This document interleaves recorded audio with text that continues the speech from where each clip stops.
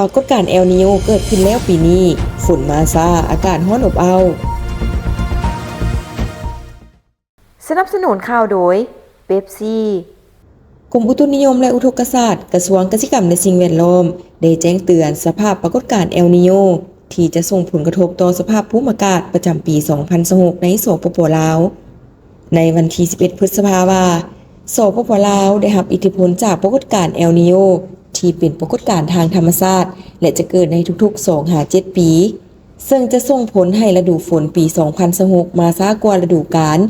ปกติแม่นกลางเดือนพฤษภาในเดือนพฤษภาหามิถุนาปรากฏการณ์ดังกล่าวจะอยู่ในสภาพกำลังอ่อนและจะเฮ็ดให้มีอากาศร้อนหาร้อนเอาในระดับอุณหภูมิสูงสุด 35-38 องศาและจะมีฝนตกในบางท้องถิ่นในเขตภาคเหนือลงหาภาคกลางส่วนภาคใต้จะมีฝนน้อย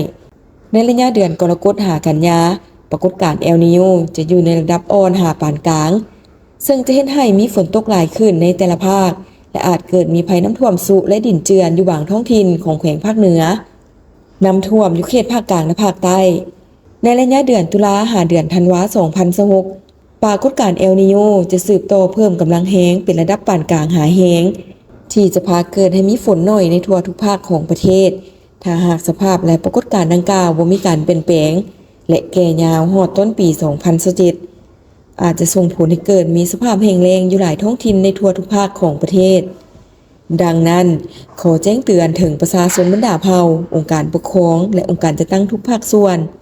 ให้วางแผนการนำใส่น้ำและป้องกันภัยแห้งแล้งที่อาจจะส่งผลกระทบต่อการกสิกรรมปลูกฝังเลี้ยงสัตว์อุตสาหกรรมโยธาธิการและขนส่ง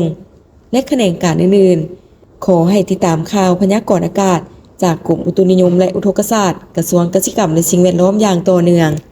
Make lunch better. Ooh, Pepsi. Make it super, mega, extra spicy.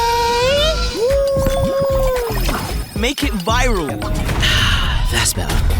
Your meals better with Pepsi.